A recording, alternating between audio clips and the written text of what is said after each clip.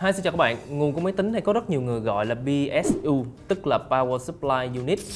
Có rất là nhiều người coi nhẹ cái chuyện đi mua nguồn làm sao cho đúng, tại vì họ chỉ toàn quan tâm đến chuyện là mua CPU sao cho đủ mạnh, mua VGA sao cho đủ mạnh đi game. Nhưng mà kiến thức trang bị về nguồn của máy tính thì không mấy ai nắm được.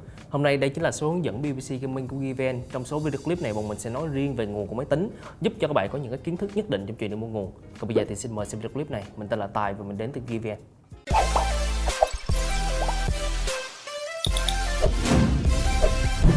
Nói về cái nhà sản xuất nguồn ngay thời điểm hiện tại, các bạn cũng có rất nhiều nhà sản xuất danh tiếng, chẳng hạn như là Corsair, Gigabyte, Antec, Seasonic, v.v. rất nhiều. Tuy nhiên cũng có những cái bộ nguồn đến từ nhà sản xuất rất là lạ, thường là đến từ Trung Quốc. Và những cái nguồn mà có chất lượng kém thì anh em hay gọi là nguồn no name hoặc là nguồn ma, bởi vì chất lượng của nó rất tệ và không ai có thể đảm bảo được cái chất lượng của nó. Nên là nếu như cái việc các bạn đi mua nguồn, các bạn nên chọn những cái nhà sản xuất danh tiếng hoặc là có tên tuổi một chút xíu để đảm bảo cái việc là các bạn sử dụng một bộ máy ổn định hết sức có thể. Và đến với yếu tố đầu tiên mình muốn liệt kê ra cho các bạn, đó chính là về cái công suất nguồn. Công suất nguồn là một trong những điểm rất quan trọng và các bạn thường hay dựa vào cái công suất này để mà đi mua cái bộ nguồn của mình. Chẳng hạn như đây mình đang có một cái nguồn của Tematech, thì ở đây nó có ghi cái số 550W rất to trên cái nguồn này. Thì rõ ràng đó chính là cái công suất nguồn mà cái nguồn này muốn thể hiện được. Chẳng hạn như một số những cái nguồn khác thì họ luôn luôn in một cái con số thật là to lên trên cái nguồn của mình. Họ ghi đó chính là về cái công suất. Tuy nhiên cái thể hiện công suất đó các bạn cũng cần phải biết, đó chính là chúng ta hiện tại có tới 3 loại công suất nguồn khác nhau. Công suất nguồn thứ nhất là total power, tức là công suất tổng. Công suất nguồn thứ hai là công suất continuous power, tức là công suất ổn định. Và thứ ba là peak power, tức là công suất đỉnh. Nếu như các bạn đi mua một bộ nguồn mà cái số in trên này nè, nó là thuộc cái total power hoặc là continuous power thì các bạn nên mua.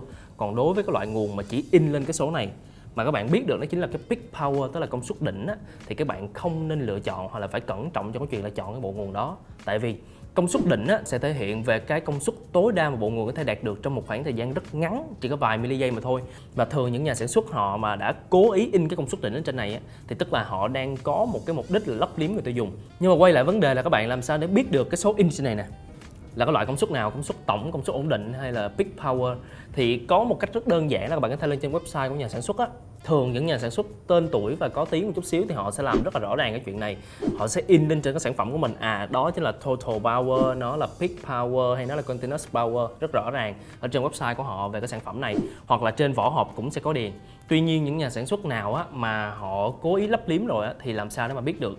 Các bạn có một cái cách tính rất đơn giản, đó chính là các bạn hãy thử nhìn lên trên cái bộ nguồn này. Đây, nó sẽ có một cái khung giống như thế này, thường những cái nguồn nào cũng có cả. Và trên này sẽ để những cái thông tin cho các bạn, ví dụ AC input hay DC output gì đó. Thì có một cái công thức tính công suất nguồn, đó chính là lấy P bằng U nhân I. P ở đây tức là công suất, U chính là hiệu điện thế và I chính là cường độ dòng điện.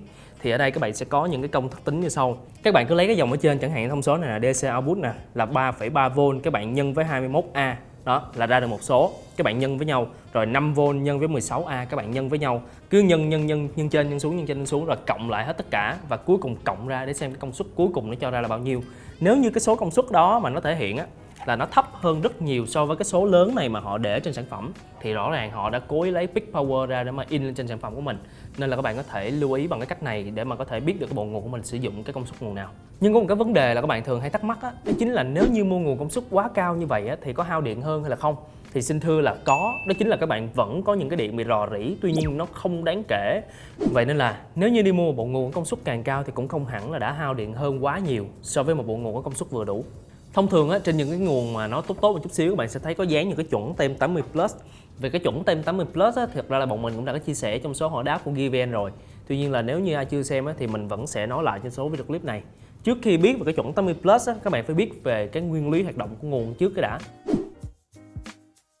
Về nguyên lý hoạt động của nguồn chính là cái điện gia dụng các bạn đang xài ở ngoài đời đó chính là nguồn điện AC, tức là dòng điện xoay chiều. Tuy nhiên trong cái bộ máy của bạn thì nó chỉ có thể sử dụng điện DC mà thôi, tức là dòng điện một chiều. Và cái bộ nguồn này nó ghim vào trong cái ổ điện và lấy điện ra, tức là nó sẽ chuyển những cái dòng điện AC đó sang điện DC và qua những cái dây pin như thế này và ghim vào trong main để mà các bạn có thể sử dụng cho bộ máy. Thì đó chính là về cái nguyên lý hoạt động của nguồn. Nhưng mà cái chuyện đó là chuyển đổi không phải là cứ 100W điện AC vô trong này là được 100W điện DC, không phải như vậy. Nó luôn luôn có những cái hao hụt nhất định và những cái hiệu suất chuyển đổi của nó nữa. Thì nếu như cái nguồn của bạn dán được một cái tem 80 Plus á, thì nó đã quyết định cái chuyện là bộ nguồn này có thể chuyển đổi, cái hiệu suất chuyển đổi là từ 80% đổ lên rồi.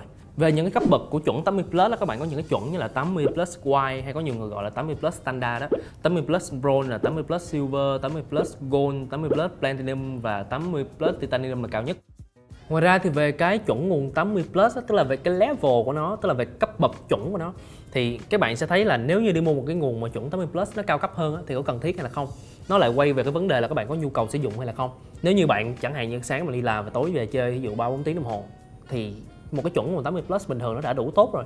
Tuy nhiên là nếu như các bạn là một kiểu là một người mà chơi game liên tục hoặc là làm việc liên tục với máy tính á, các bạn sử dụng 24/24 á, thì cái hiệu quả nó sẽ rất là lớn. Chẳng hạn như mình ví dụ nha, các bạn chuyển đổi 100W điện từ AC sang DC. Nếu như các bạn có một cái chuẩn nguồn 80 Plus Titanium á, tức là nó chuyển được tối đa 94%. Các bạn chuyển qua được tới 94W và chỉ có 6W hao hụt thôi, thì xét về lâu về dài cái số tiền điện các bạn tiết kiệm được sẽ rất nhiều. Vậy nên nó lại quay về cái vấn đề là các bạn đầu tư phía ban đầu nó nhiều chút xíu, nhưng lợi ích sau này nó sẽ lớn hơn rất là nhiều. Nhưng mà đương nhiên á, là mỗi thành phần thì đều có những cái chuẩn kích thước riêng của nó và nguồn cũng không phải là ngoại lệ. Nhưng mà đối với ngay thời điểm này á, những cái nguồn mà chuẩn ATX PS2 á, sẽ rất là phổ biến. Ngoài ra thì còn có một cái chuẩn là ATX PS3 nó sẽ ngắn hơn PS2 một chút xíu. Nhưng mà những cái case nào mà đã gắn vừa cái chuẩn ATX PS2 á, cũng sẽ gắn vừa cái chuẩn PS3 luôn. Các bạn không cần phải quá quan tâm. Ngoài ra thì có một số những cái chuẩn nguồn đặc biệt chẳng hạn như chuẩn SFX là một cái nguồn rất là nhỏ xíu luôn và nó chỉ gắn vừa những cái case dành riêng cho nó mà thôi. Nên là nếu như các bạn đã đi mua một cái cây nào đó mà nó dị một chút xíu á, thì các bạn phải lưu ý về cái chuyện là gắn nguồn làm sao cho nó phù hợp kích thước. Nhưng mà ngoài ra có cái này anh em cần phải biết nè, đó chính là về cái hiệu điện thế đang sử dụng tại Việt Nam. Thì chúng ta đang sử dụng cái hiệu điện thế là 220V, mình nghĩ là cái này ai cũng biết rồi. Nhưng mà những cái nước mà phát triển chẳng hạn như là Nhật Bản nào hoặc là một số những nước ở châu Âu á, họ là sử dụng cái hiệu điện thế chỉ có 110V thôi. Cho nên là khi anh em đi mua nguồn á, nếu như những cái nguồn đó bán chính hãng tại Việt Nam á, thì họ mặc định sẽ là cái nguồn 220V rồi không nói. Nhưng những cái nguồn nào mà họ đã cố ý bán ra cho thị trường quốc tế á, thì thường ở trên cái nguồn nó sẽ có những cái cần gạt. Anh em sẽ gạt qua gạt lại giữa 110V với 220V. Anh em cần phải gạt đúng nha. Tức là nếu như xài ở Việt Nam thì phải gạt qua cái mốc là 220V. Có một cái trường hợp là hồi xưa mình xài cái bộ nguồn của mình không biết á, tay máy đại á, mình gạt qua 110V. Mới đầu nó chạy cũng được khoảng đâu đó 5-10 phút á, nhưng mà lát hồi là cái nguồn nó phực tia lửa luôn và mình cứ tưởng đó là cháy cái thùng máy ngay thời điểm đó rồi, hơn là không sao hết. Nên cái này là anh em cần phải lưu ý, đừng có chơi dại giống mình. Từ nãy đến giờ mình đã nói hơi nhiều về lý thuyết, nhưng mình chưa có đề cập đến cho anh em về cái chuyện làm sao để biết được là cái bộ máy của mình cần bao nhiêu nguồn, rồi nguồn bao nhiêu watt, đúng không? Thì có một cách tính khá đơn giản mà xưa giờ rất là nhiều người sử dụng, đó chính là lấy cái TDP của CPU cộng với TDP của Vega và cộng với 200W. Cái trường hợp mà các bạn ra được một cái con số á, mà nó lại là số lẻ thì các bạn có thể mua cái bộ nguồn mà nó có cái công suất cao một chút xíu, thì như vậy nó cũng không sao cả.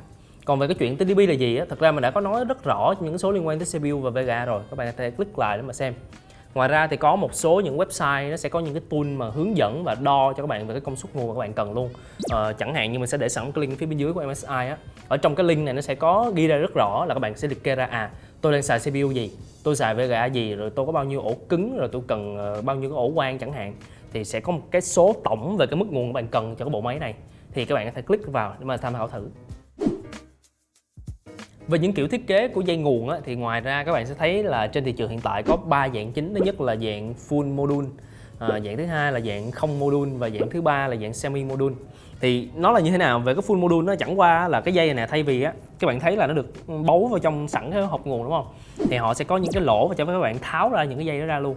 Tại vì á những cái người mà họ không cần phải gắn quá nhiều những cái linh kiện thiết bị á, thì đa phần cái bộ máy của họ chỉ cần một vài những cái dây chính thôi, cho nên là họ có thể tháo ra để làm gì, để có thể đi dây đẹp hơn và đỡ phải rối hơn.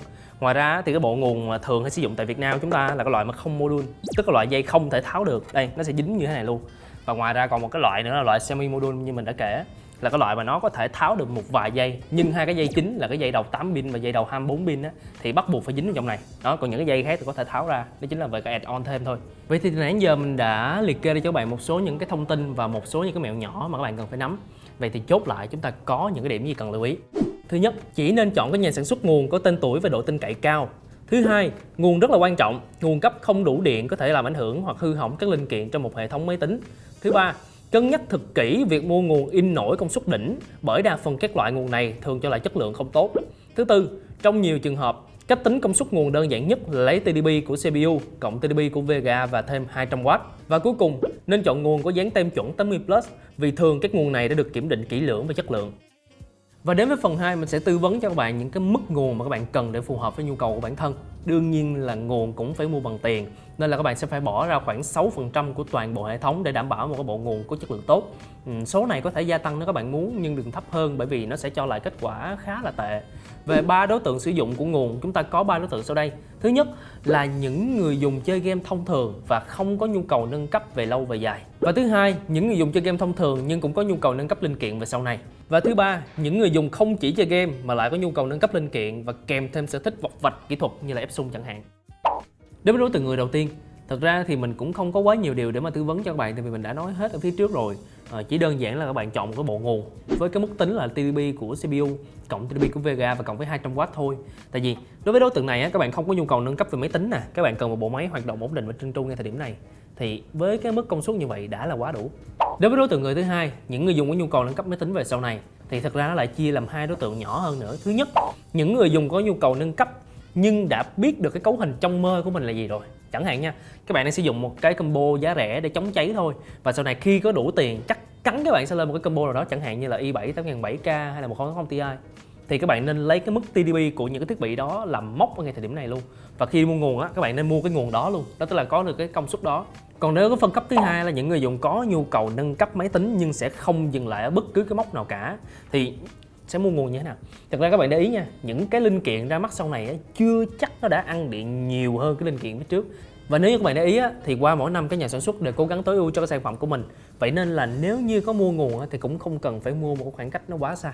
Về đối tượng người dùng cuối cùng, những người có nhu cầu nâng cấp máy tính hoặc là Epson, thì bản chất ra của chuyện Epson các bạn sẽ thấy là nó chỉ là tăng thêm cái cường độ dòng điện vào trong cái thành phần mà các bạn muốn tăng thêm sức mạnh, chẳng hạn như CPU, chẳng hạn như RAM, chẳng hạn như VGA đi.